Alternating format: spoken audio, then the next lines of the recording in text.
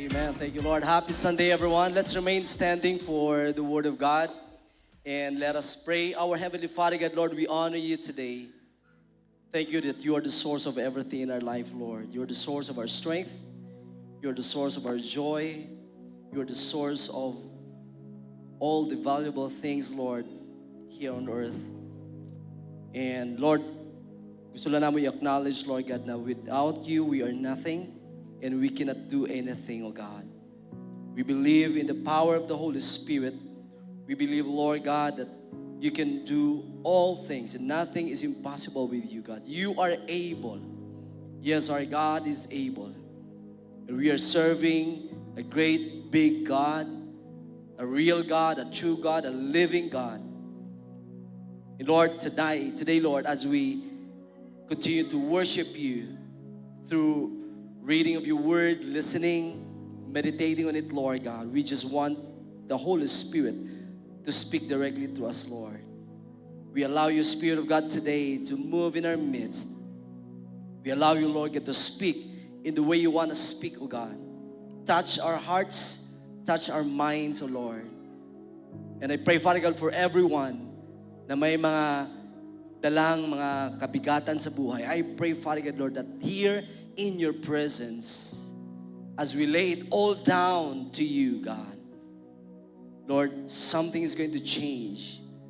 Atmosphere is changing, Lord God, in the presence of God.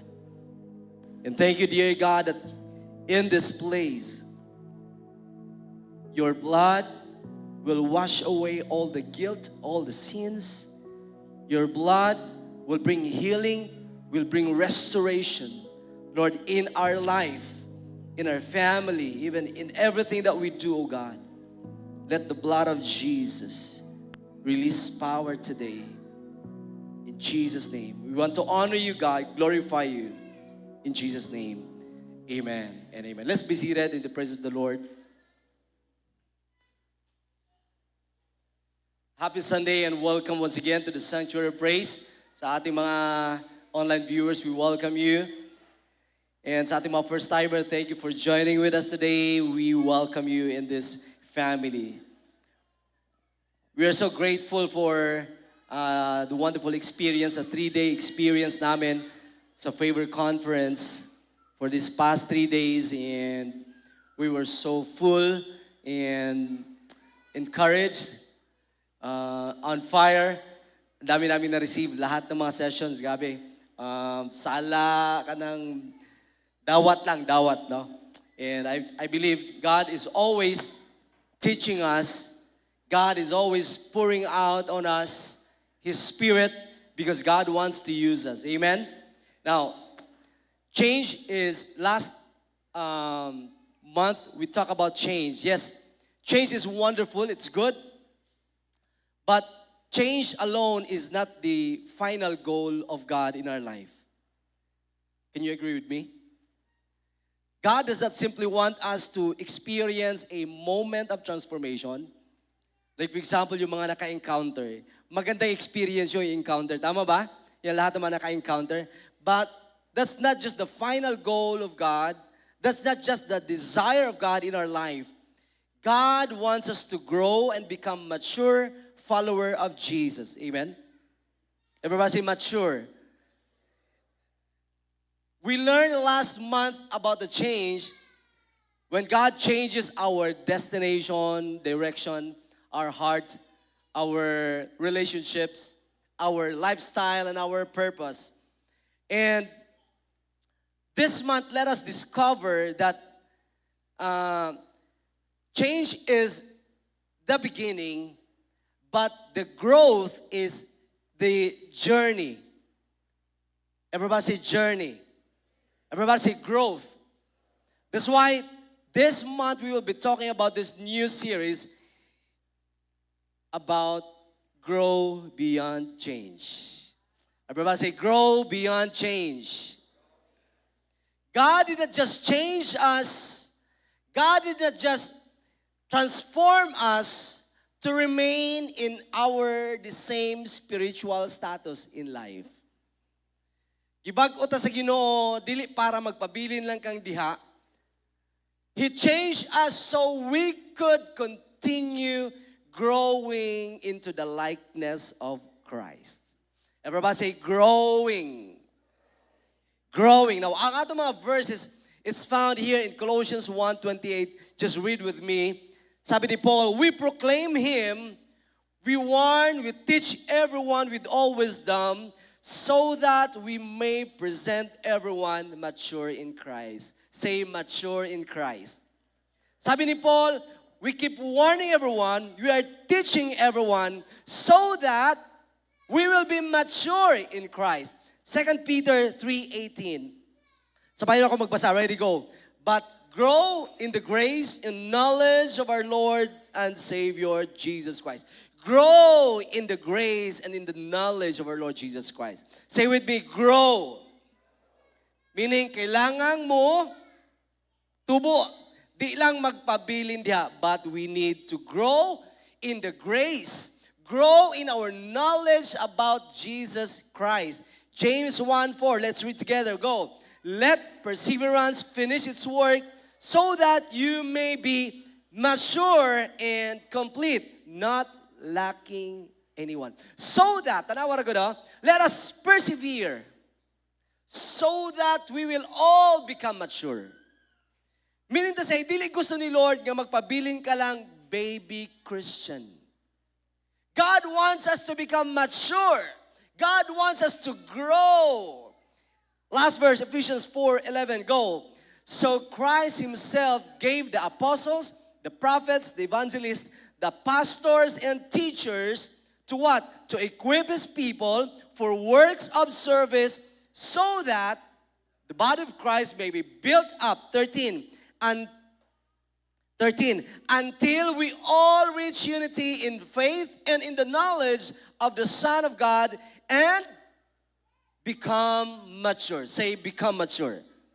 And become mature, attaining to the whole measure of the fullness of Christ. Listen, God's desire is not simply that kaila ka lang kay Lord.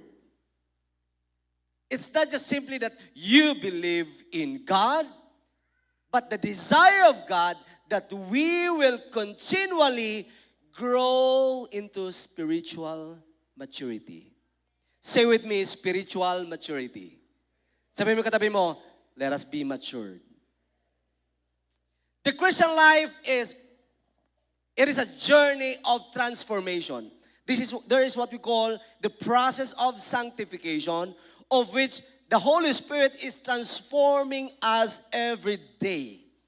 Every day na ay ginabag-o ni Lord sa atong kinabuhi. Wala ta na stagnant sa ato ang kabag-uhan gahapon, unya karon di na ka mabag-o. But every day there is a journey of transformation from being spiritual infants to becoming mature followers of Jesus Christ.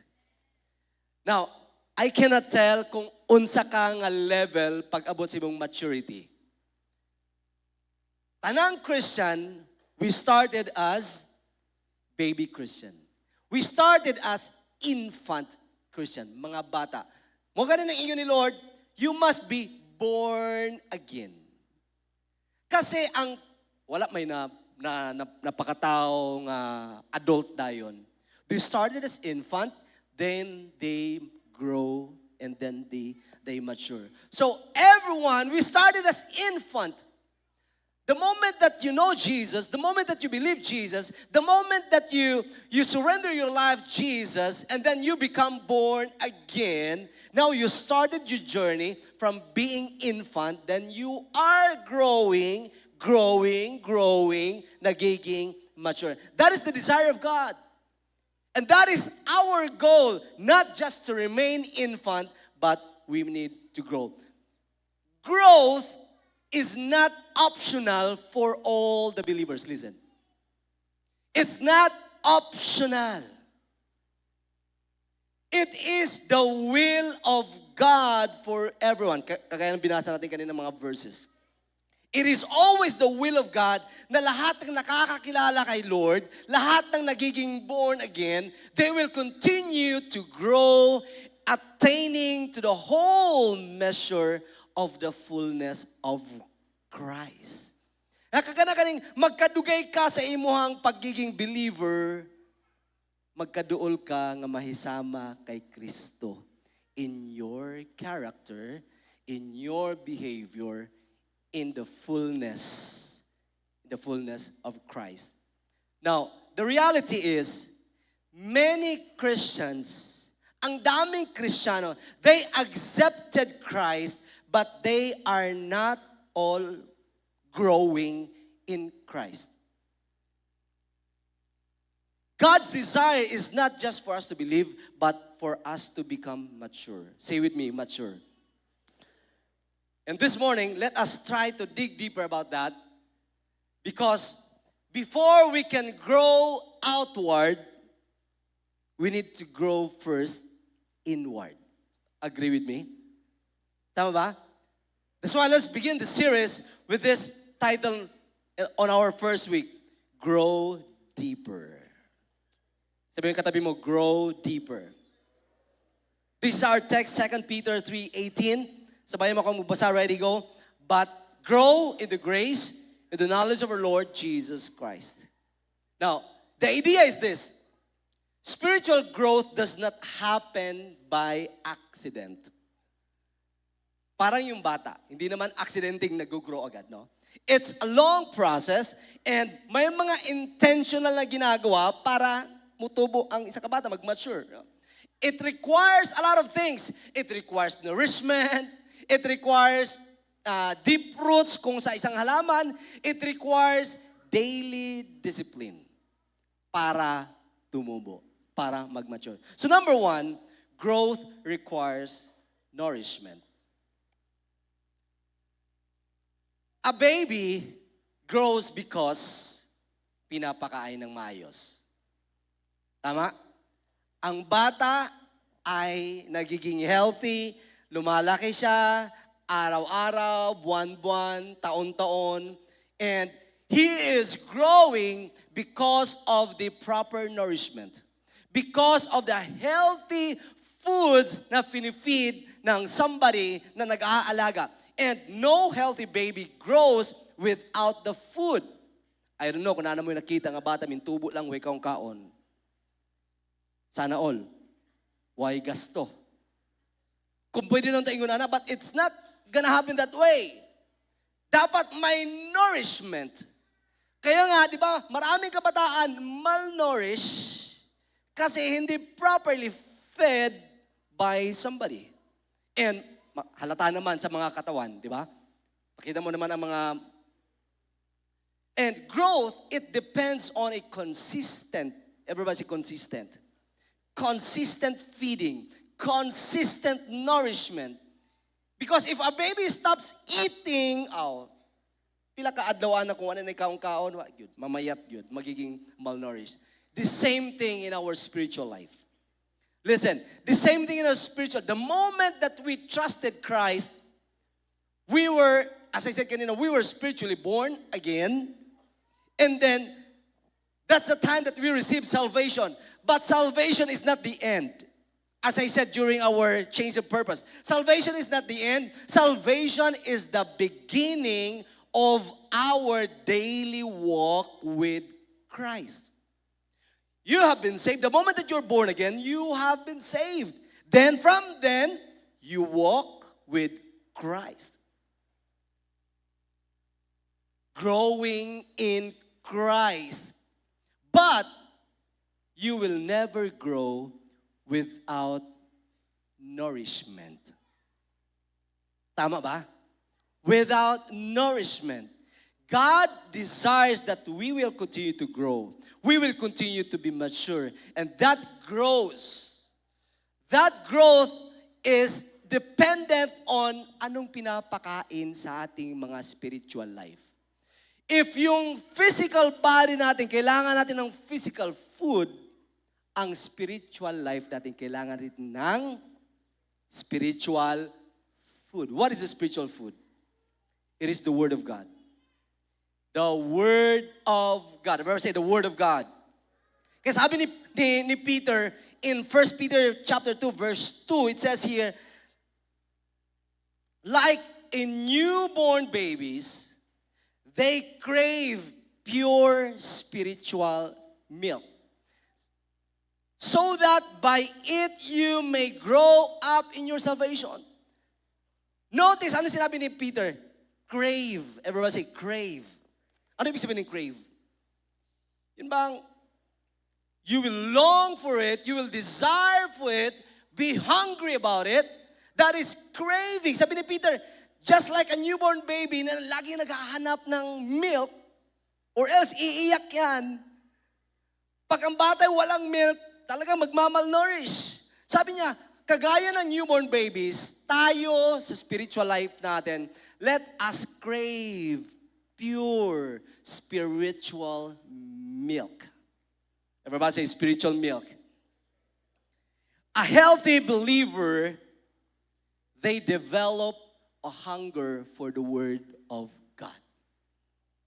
A healthy Christian develop a hunger for the Word of God as the spiritual food, as the spiritual milk. God's Word, it nourishes our faith. God's Word, it feeds our soul, it renews our minds. Kasi part yan ng sanctification of God in our life. And it transforms our life daily. If you have no milk, ay nako, spiritually, hindi magtatagal yung spiritual life mo. If you have no feeding of the Word of the Lord, you will never grow spiritually.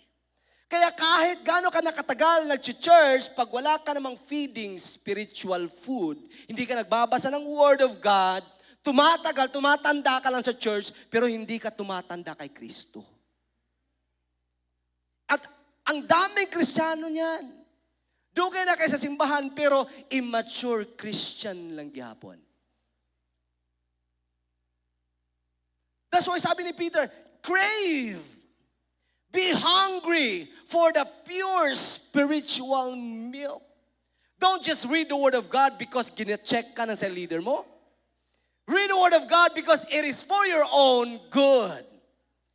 It is your healthy food para sa spiritual life mo. Kaya amen. Kaya sabi ni Paul, all Scripture is God-breathed and is useful for teaching.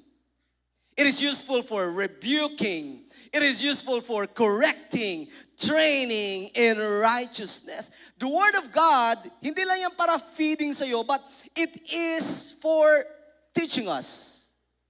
The Word of God is also to correct us. The Word of God is also to rebuke us. The Word of God is also to train us. Maraming Kristiyano, pag nakarinig ng Word na medyo hindi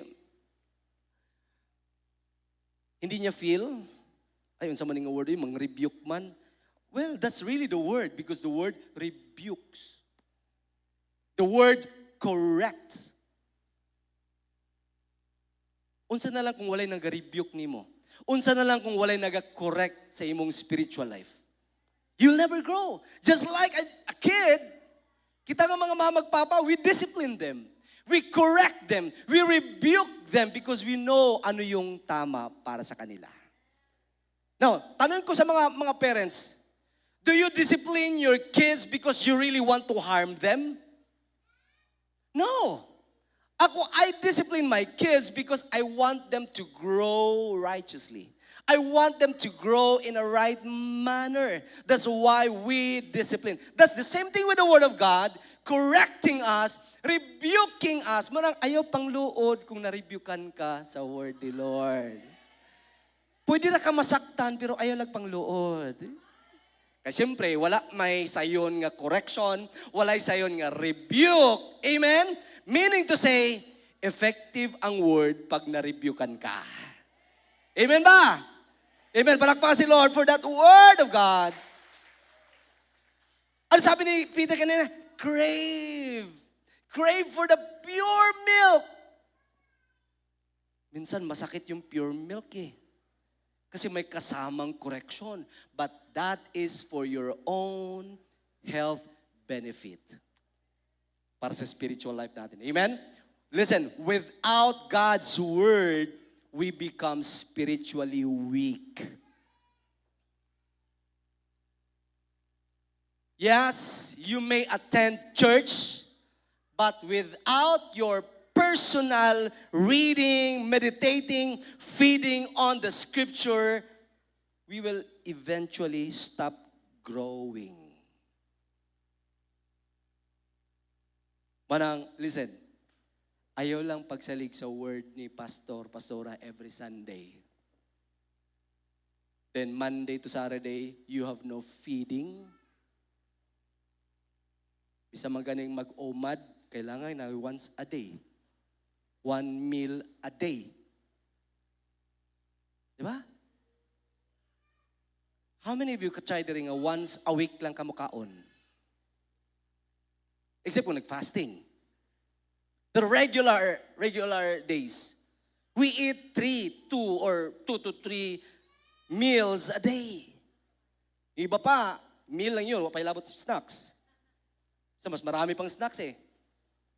Can you imagine your spiritual life? You only feed your spiritual life once a week.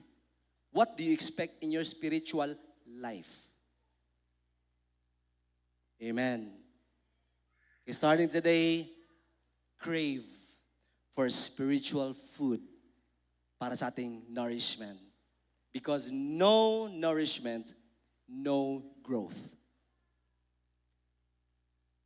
You may be active volunteer.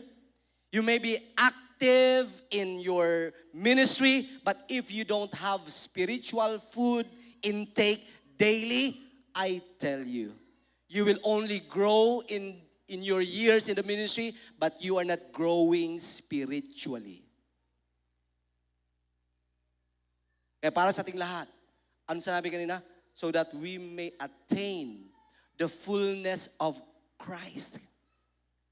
We will become Christ-like as we keep feeding ourselves with the spiritual food. So how do we apply this? How do we spend the Word of God in our life? Ano bang finifeed ng spiritual life mo? Ano bang pinapakain mo sa spirit life mo? Because from the Word of God kanina, God wants us to be mature. God wants us to grow. We will not stay infants, but we will continue to grow. Second point, tatlo lamang po ito.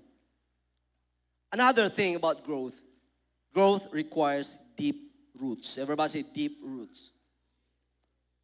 Kung tingnan natin, ang puno, a tree, it grows higher because of its deep roots. Tama? Pag nakakita ka ng isang malaking kahoy, a healthy tree, what you don't see is the roots underneath. And that is very important because roots, they provide nourishment. No? Roots, they provide stability. Roots, they provide endurance and strength para sa isang puno. Kasi kung mababaw lang yung roots, pagdaan ng malakas na hangin, tumba yung kahoy. God wants our faith to have a deep roots. Sabi ni Paul, Colossians 2:7, continue to live your lives in Him, rooted and built up in Him, strengthened in the faith. Now, as Christian, as believers, ang una talagang tinitira sa atin is our faith. Tama ba? It's our faith. Ang daming testing of our faith. Kaya ang Kristiyano, pag nawawala na yung faith, wala na. Babackslide na. Hindi mo na makikita kay Lord. Because faith is the substance para sa isang Kristiyano, para sa isang believer na magpapatuloy sa pag-serve kay Lord. Notice this one. Sabi dyan, rooted. It is built up. It is strengthened. Spiritual maturity It begins below the surface. Not yung sa nakikita mo. Balikan ako tong yung ganyan na. Pwede kang active kayo makita every Sunday, but I don't know your spiritual roots. I don't know how deep is your roots. But the Bible tells us, malalaman mo kung gaano kalalim yung roots if it will go through testing and trials. Kaya malalaman mo kung ang iyang faith is strengthened ba? Pag abot sa unos sa kinabuhi, pag abot sa mga bagyo sa kinabuhi, pag matumba na, pag mo bigin na nag-question sa Ginoo, pag mo sugod na nagkibra sa iyang pagtuo sa Ginoo, meaning deeply rooted. Gamayng problema, give up dayon, pasabot, dili rooted ang iyang pagtuo. And God wants us to be like a tree. Sabi ng Jeremiah, the prophet Jeremiah pictures this a spiritual maturity like this one. He is like a tree planted by the water. It does not fear when heat comes. Bisang pagtagtuyo. Bisang pag moabot ang El Nino. Bisang pag moabot ang drought, di makulbaan. Di mahadlok ka naman di ay. I have my faith. I believe in God who can bring rain. It never fails to bear fruit bisang pagway tubig-tubig. Why? Because ang iyahang faith is strengthened. It is deeply rooted. Deep roots don't remove the storms, but deep roots, it enables the tree to stand even in the midst of the storm. In life pa naman, the reality is, when you serve the Lord, it's not always easy life. When you serve the Lord, don't just serve God because, ay, gusto ko din mo pasok, gusto ko mangalagad sa Ginoo para mawala ang tanan na kong problema. Mali po yan. When you serve the Lord, hindi po nawawala ang problema mo. Ano nangyayari sa'yo? When you serve the Lord, you are strengthened in the midst of your problem. Amen? Tanungin mo lahat mga Kristiyano, nawala bang problema nung nagiging Christian tayo? Hindi. Kaya lang, the good thing about us serving the Lord, even in the midst of our problem, God is with us. Amen? Bisa pag nagka-problema, bisa unsa kadakoy mong problema, but Lord, why is it that even in the midst of the storm, I still have this peace? And I remember that verse, God will give us peace that surpasses all understanding. Yung bang hindi mo maiintindihan, nasa gitna ka ng problema, pero makuha mo pa rin mag-praise the Lord, oh my soul. Nakuha mo pa rin ngumiti, nakuha mo pa rin magbasa ng Word of God, nakuha mo pa rin lumuhod at mag-pray kahit ang tindi na ng problema mo. It's not because of your strength. It is because of the power of God that is working in us. And that is a good thing when we serve the Lord. Hindi nawawala ang problema, kailang nagiging malakas tayo pagdating sa problema. Give the Lord a clap of praise for that. Amen.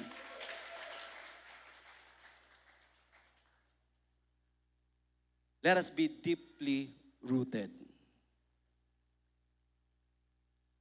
The question is my relationship with Christ, is it a mere superficial or talagang deeply rooted? Would my faith remain strong if trials come? Unya? If trials come, taod-taod, basi makadawat mong text and nag-chat si trial, or basig ugma, sugaton kag trial, sa imong trabaho, sa imong negosyo, pangandam na lang daan. Matestingan ang imuhang pagtuo. Basig unyang gabi, paglaag nimo sa mga mabarkada, at tubangon kag dili trial, temptations. Ha? Say mga hagit baya na. No? But that's the test of your faith. An immature Christian, ang Christian nga wala mo tubo, grabe diri mo worship, grabe mo, yeah, amen, amen, palakpak. Pag-abot sa gawas, lahi na pod nga kinabuhi. Double life. That's immature. But let us aspire, let us always ask the Holy Spirit, Lord, help me in my journey with you. Yes, sometimes I may stumble, but I know my God is gracious. My God is forgiving. And I know that I am learning from my mistakes yesterday. Amen? And that's what happens when you are growing. You are learning from your past. Amen? Now, along the way, it's not perfect. Usahay, madagma na pod ka. That's okay. As long as you get up once again, learning from that experience again. But now, you're becoming stronger and stronger and stronger than ever before. Amen. Give the Lord for that. Deep roots, it always produce lasting fruit. Deep roots, it always produce lasting fruit.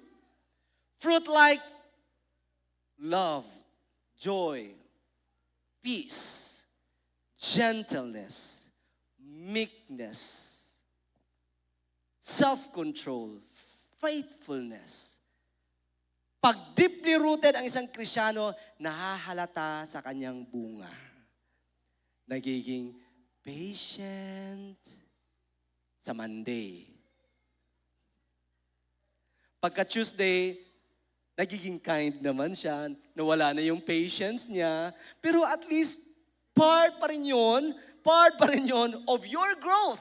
Again, it's not perfect right away, but we are attaining to the whole measure of Christ. Isa yun sa mga di na kumalimtan sa giyon ni Bishop Hurley. Wa tay laing goal sa atong pagkakristohanon. Kanang magkadugay gani ka nag-serve kay Lord, magkabuotan ka. Amen? Tanarin katapat kung unsa na level siyang buutan, 1 to 10. O ikaw rin makatubag, ana.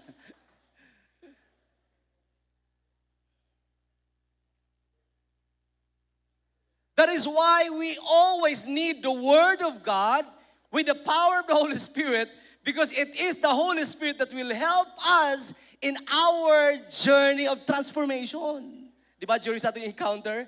It is the word of the Holy Spirit, not of your being so kind, not of your goodness. Kaya buutan na ko kay, ano naman ko, Pastor, buutan na ko daan. Sa una pa, wa pa ko'y Ginoo, buutan ako. In short, hindi mo kailangan Ginoo. What I'm trying to say is that God don't need your perfection in one day. But God wants us to grow every single day. Kung dati nagiging impatient ka pag ganito ng mga situation, pero later on, parang kalma na lagi ko pag abutan ng problema. Kung dati, kung masinggitan ka, dali ra po kayo mo init mong ulo, pero karon nakakontrol na lagi ko. Naging buutan na siya. Good job. Kung dati siguro may mga temptations, pre, takay ta pre, dali pre. Kung sa una maglisod kag tanggi. Pero karon, sige lang pre. Unya na lang, gibalikan di ay. Now, what I mean is that now nagkakaroon ka na ng self-control. And that is the work of the Holy Spirit in our lives. Amen. That is the working of God in your life. Well, kung madagma, sige lang, bangon lang and learn from your mistakes. Palakpakan natin si Lord one more time. Lastly, number 3, about growth. Growth requires daily discipline. Everybody say daily discipline. Illustration ako ani mga athletes. runners, or any athletes. Ah, ako, since elementary to college, athlete man gyud ko sa mga siguro 4, 5 ka sports. I know the discipline ba sa isa ka athletes, especially kung coming na ang competition, no? Di gyud pwedeng madisturbo. Di pwedeng papetex-petex lang sa imuhang training. Kailangan gyud sa itong mga runner diri ngayon na sa atin, di ba? Ato si Dodong, di ba? Natin kailangan nimong daily discipline. Di pwedeng mo-compromise because you have this goal. You have this desire. Kailangan ang consistent training because no athlete wins a championship nga once a month lang mag-exercise. Once a month lang mag-training. Duha ra magani kadaghan sa basketball, hangal na manggani kayo. Di ba? Kaysa ano nakay competition. And strength is developed. Okay, ito Strength is developed through daily training. Daily practice, daily discipline, daily perseverance. Everybody say daily. Kasi sabi ni Paul, train yourself to be godly. Everybody say train. Say it again, train. Train yourself to be godly. Notice, Paul did not say, try to be godly. Si Pastor, itry na ko, Pastor. Iyon ni Paul, don't try. Train yourself to be godly. Undangin na lagi naman. Sige, try na kong undang. Ayaw lagi try. Train! Kasi kara mo kung madungo daw. Sige, itry lang ako, Pastor. Simba ta ba? Sige, Pastor, itry na ako. Ayaw try. Adtog yun. Amen! Train yourself to be godly. Because in training, there's what we call a repetition. And kung naay ginabalik-balik nimo, na-develop ang consistency, na-develop imong commitment. Isa sa mga na-learn ako kay Pastor Seth, we know Pastor Seth, right? A triathlon athlete. And siya, you don't need sa imong training na kailangang 1 hour dayon. You just need to be consistent. Start with 10 minutes, daily, consistent.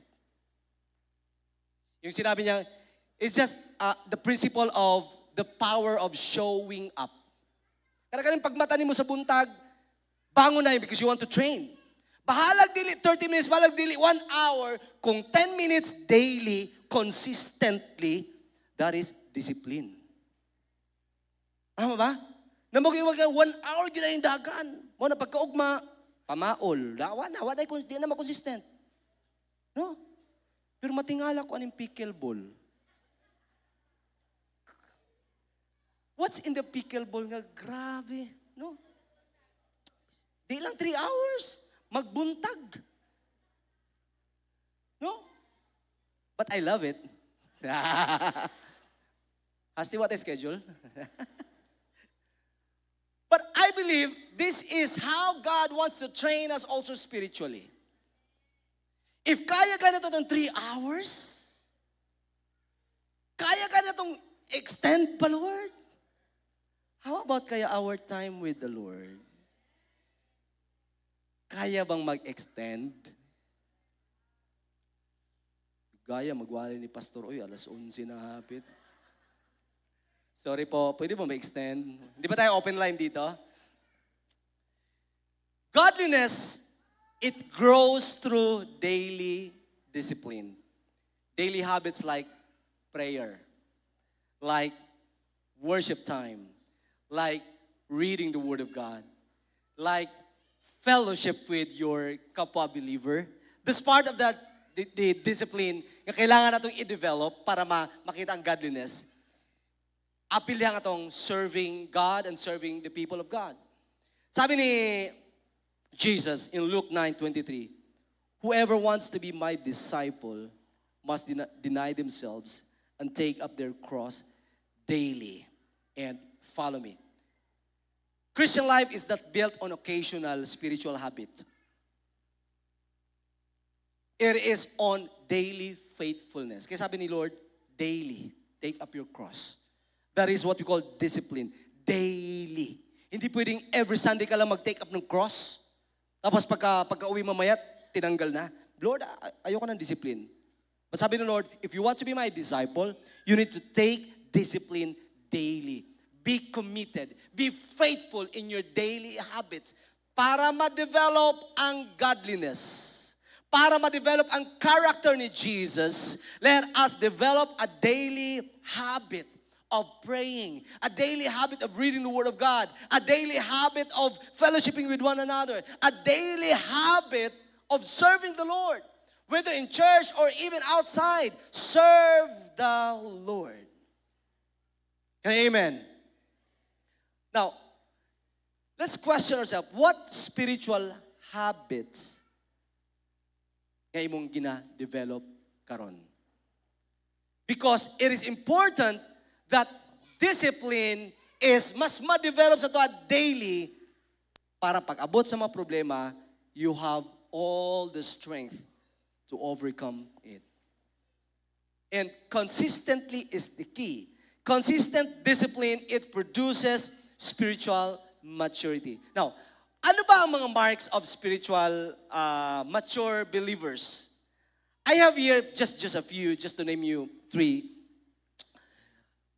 Mature believers, they feed themselves. No? Pag mature na ka isang tao, nag-grow na siya, di na kailangan siya pa'y pakaunon. Siya pa'y hungitan. Kisa man diri, mga mama, nga high school na imong anak, ginahungitan lang gihapon nimo. Wala na. Why? Because nag-grow, nag-mature na. The same thing with the Christian life. Spiritual mature Christians, they develop a personal hunger of the Word of God.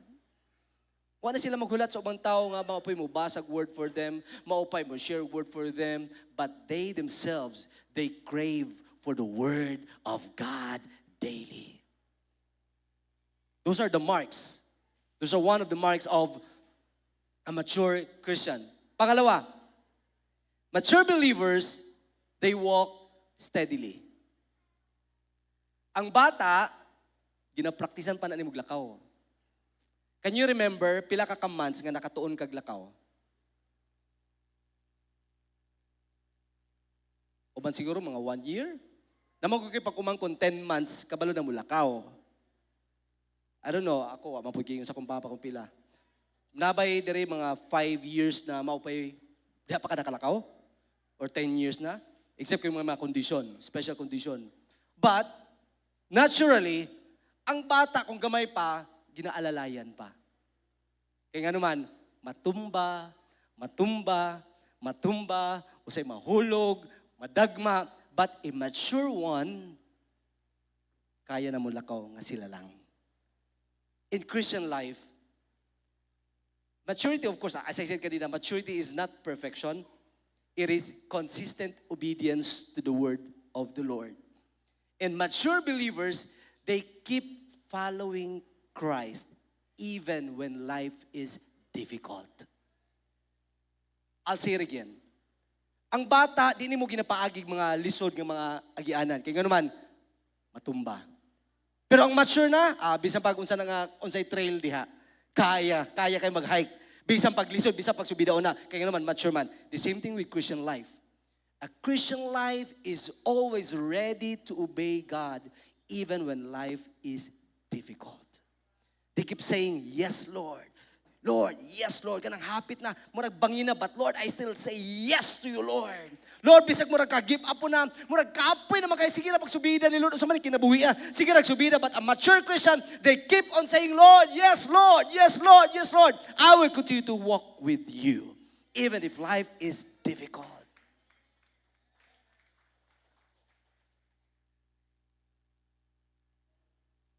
Now, kitang tanan diri, dili ta parehog level of maturity in our Christian walk. Naiuban, gamay problema, tumba. Let's just acknowledge them. Mao pa lang na yung maturity level sa ilang Christian life. It's okay. But don't stay that way. Continue to grow and be mature. God will always be with you. Amen? Now, number 3, marks of immature believers. Mature believers, oh, of course, they produce. They reproduce. Healthy adults, they become parents too. Tama? Ang mga adults, they become parents who will also raise others. In our Christian life, it's the very clear mandate of God, the very clear sign of maturity sa isa ka Kristohanon. Pag nakaproduce siya, other believer. Pag nakawin siya, other people for Christ. Because mature believer don't just consume, they also disciple other people. That's a very clear sign of maturity sa isa ka Kristohanon. Now, siguro ang uban, dugay na kayo ka sa simbahan, pero wag kayo nadala pa sa Ginoo. Dugay na kayo ka nag-serve kay Lord, pero wag kayo na-disciple. I think it's time. It's time to keep growing and be mature. Win souls. Win more souls for Jesus. Because that is a sign of spiritual maturity. Now, to conclude, a baby grows because it is properly nourished. A tree grows because its roots go deep. And ang isa ka-athlete grows because of a daily discipline. Balikon ako, God don't just want transformation as a event in your life, but it is a journey for spiritual maturity. I pray nga kitang tanan, we will mature. I pray nga kitang tanan, we will just stay as infant Christian, as baby Christian, but we will keep growing. We will keep growing through feeding of the Word of God, being rooted in Christ, and being disciplined in our habits that will develop godliness. Last verse, Colossians 1:28. Balikan natin to. We proclaim Him, warning and teaching everyone with all wisdom, so that we may present everyone mature in Christ. Let's all stand.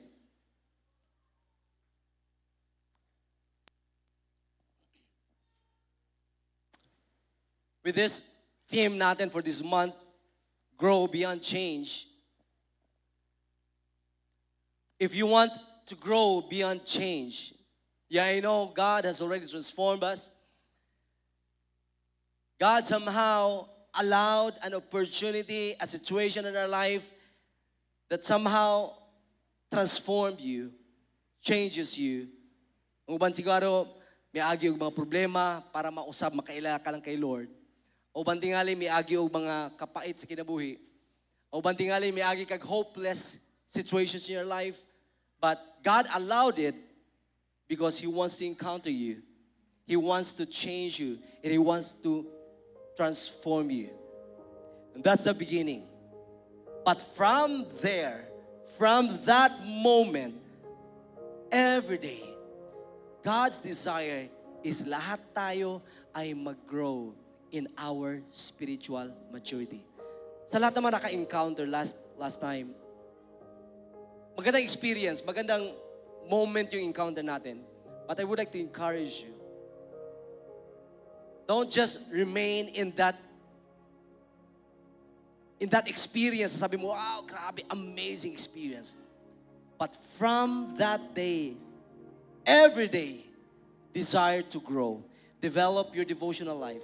Develop your prayer life. Develop your worship life. Develop your serving. Develop your fellowship. Don't stop. Don't stop doing it because it is how we become mature spiritually. Feed your soul. Feed your soul and commit yourself to daily discipline. I hope and I pray na lahat tayo na nakarinig ng word ni Lord. Yung iba siguro mag-umpisa pa lang ng kanilang journey. It's okay na siguro matanggap mo muna ay mga milk, not hard food. Siguro mga milk muna. That's fine. That's fine.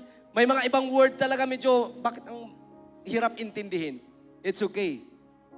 Sabi ng Bible in Hebrews, hard food are only for mature. But for baby Christians, just crave for milk.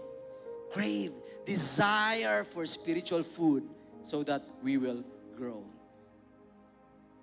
Let's pray for the Word of God. Let's close our eyes. Thank you, Jesus. Thank you, Lord God. Father, Lord, thank you. Thank you for your amazing message today, Lord.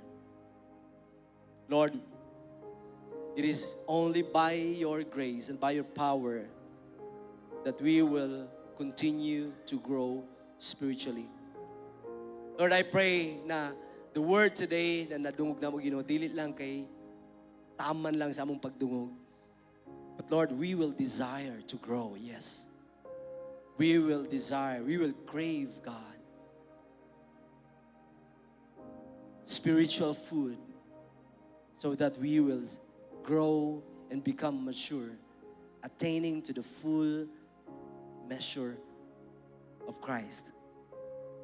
And Father God, Lord, to everyone hearing this word, let the Holy Spirit help us digest it, Lord, in our spiritual body, in our spiritual life, Lord. I pray, Father God, Lord, to those who will just start their spiritual walk with you, please take care of them, Lord. Give them the right family so that they will grow spiritually para matabangan, Ginoo. In the name of Jesus. In the name of Jesus. Before we will have our communion, I would like to give this a challenge. If this is your first time joining us today, if this is your first time to hear the Word of God, and you know that in your heart, murag dugay-dugay manggid siguro ka nga wala makakumit si mong kagalingon diya kay Lord. You have not given your life to Jesus. Today I want to give this an opportunity for you to commit yourself to the Lord. Because there is no growth spiritually if there is no, alam mo yun, being born again. Now, being born again is not being part of a new religion. No, it's not. Being born again, it is the status of our life, spiritual life, that we become brand new. The Bible says, no one can enter the kingdom of God unless he is born again. Ibig sabihin, bago ka makapasok sa kaharian ng Diyos, kailangan mong maging born again. It's not being part of any religion, but entering a right relationship with Jesus. If you believe in Jesus, if you accept Him as your Lord and Savior, if you believe that Jesus is Lord, He died on the cross, but He rose again on the third day. If you believe in that gospel, the Bible says, then you are saved. Now, if this is your first time hearing this word, we would like to pray for you. If you want to have a right relationship with Jesus, can you just raise your hands to the Lord? Amen. Thank you for that hands. God sees your hands. Salamat po. Salamat sa mga kamay na yan. If you have raised your hands, can you say this prayer with me? Lord Jesus, Lord Jesus, I believe that you are Lord. you are Lord. I believe I believe that you died on the cross for me. that you died on the cross. I believe I believe that on the third day, on the third day you rose again. you rose again. And I believe I believe that Jesus, that Jesus, you are the Savior of the world. you are the Savior of the world. And today, And today, I accept you I accept you as my Lord, as my Lord, as my Savior. as my Savior. Come into my heart. Come into my heart. And Lord, forgive me Lord, forgive from all of my sins. all of my sins. I give you my heart Give me my heart. in Jesus' name. In Jesus' name. Amen. Amen. Now, if you have said that prayer, congratulations. You have just been born again. Heaven is welcoming you. And now, your spiritual walk starts from here. Continue with your walk with Jesus. Desire to grow. Desire to grow. Amen. Let's give you the Lord the clap of praise. Come on, one more time.